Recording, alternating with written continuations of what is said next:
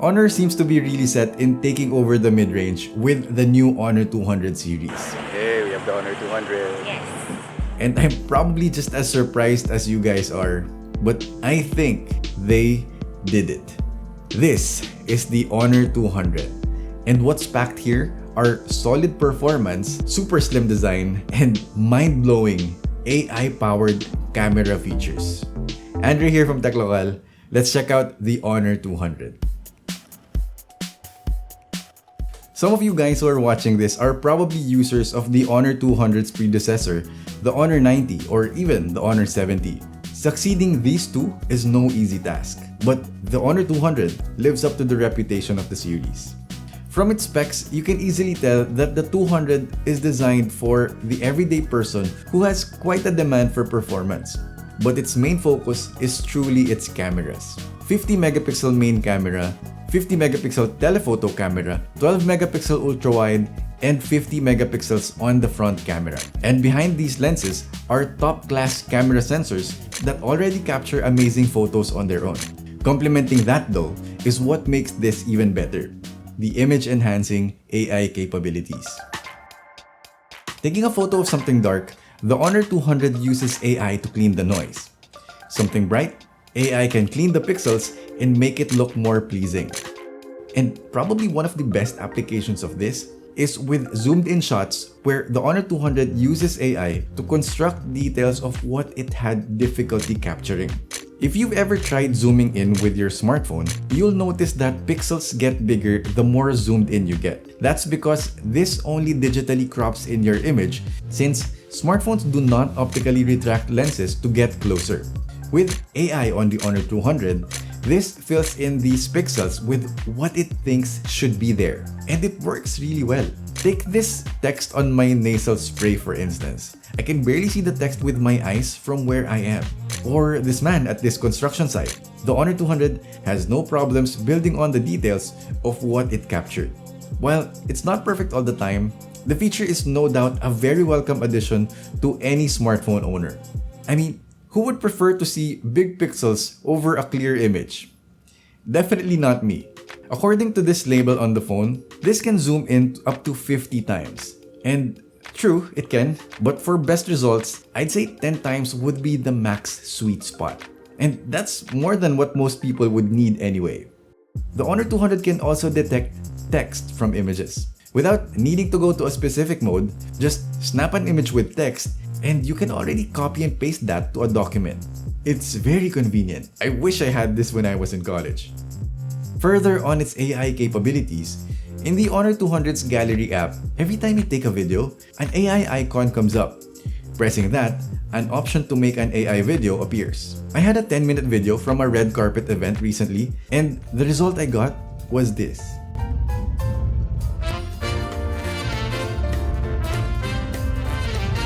No further tweaking, it just analyzed the video and made what it thought I wanted to do with the footage. You can even go further and edit this or add multiple clips and it'll create the video for you. Like literally, you can just take a shot, let it do its thing, and upload to any platform of your choice.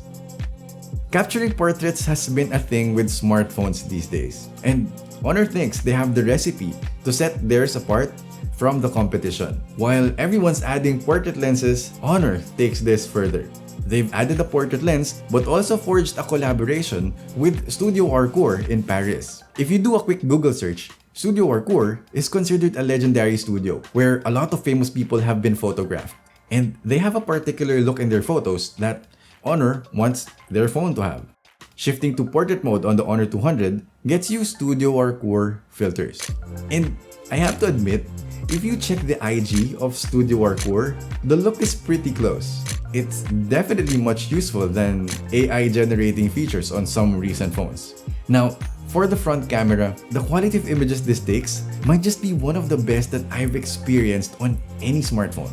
It automatically shifts to portrait mode when it detects a face, plus it shifts to a wider 0.8x when it sees two faces. I have no doubts anyone who's into taking a lot of selfies will surely enjoy this. The design of this phone is pretty straightforward. This black color variant we have is a bit understated, but what's noticeable is how slim and light this is. What really caught my attention is how slim the camera bump is, which again is surprisingly slim for something that's packing a lot of power. Shooting outdoors, the screen on the Honor 200 never gave me a problem. It's a 6.7-inch 120Hz OLED display and it's bright, vibrant, and sharp.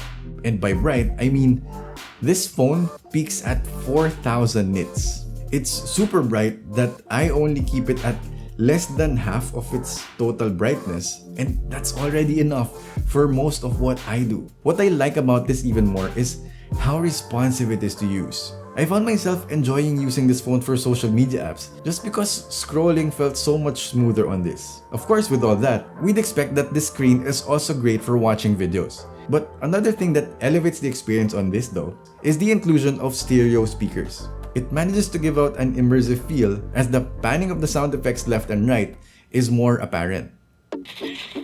The Honor 200 runs on the Snapdragon 7 Gen 3, a mid-range chipset which at this time is relatively new. In actual use, it's actually pretty fast.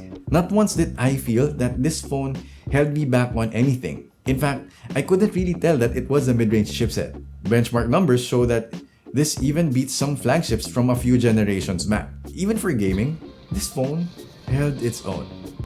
With games like Genshin Impact, the Snapdragon 7 Gen 3 didn't struggle pumping out performance despite pushing everything at max. I had the FPS setting set to 60 as well, and while I couldn't tell if it ran at a solid 60 all the time, it definitely feels way above 30. Just the same, it ran Call of Duty Mobile at buttery smooth frame rates. Very high graphics settings, max frame rate, no issues at all. Heat also wasn't an issue despite the body being really slim. It did feel a bit warm just like any other smartphone would, but the stress tests say it stayed mostly at around 40 degrees. Packing a 5100 mAh battery, the Honor 200 can last more than a day on normal use. This got 10 hours and 58 minutes on our PCMark battery test, which I would say is pretty decent. But when you're mostly on mobile data, taking photos, playing games, you can expect to be plugged into charge before you sleep after a whole day. Charging time on the Honor 200 was pretty quick. After all, this does come with 100-watt fast charging, so it's no surprise it only took 44 minutes to get this fully charged from 20%. As of making this video, I don't really know the official price of this yet, so I will just leave the price in the comments below. But regardless, the Honor 200 is a great all-around smartphone with a hefty resume when it comes to what its cameras can do. It's a big leap forward in terms of camera capabilities in the mid-range. And just by that, it's an easy phone to recommend. Plus, of course, we are getting a super bright display, solid performance, 100-watt fast charging, and a 5100 mAh battery. And I can already sense that some of you guys who are watching this are planning on getting this. And personally, I think it's well worth it.